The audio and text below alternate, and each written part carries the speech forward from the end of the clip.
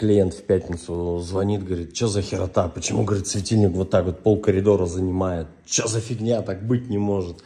Короче, приехал, разбирался. А вот это при этом нормально, видите? То есть он так вдоль стены сделан.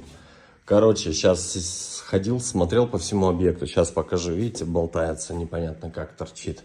Этот тоже как сопля болтается, непонятно что с ним. Вот, короче, я приехал, разобрался по ходу. Их надо просто на 180 градусов перевернуть, и будет все зашибись. Вот, еще один на балконе. Направление вот в эту сторону. И смотрится нормально, все. Проблем нет. Как вам, кстати, светильнички?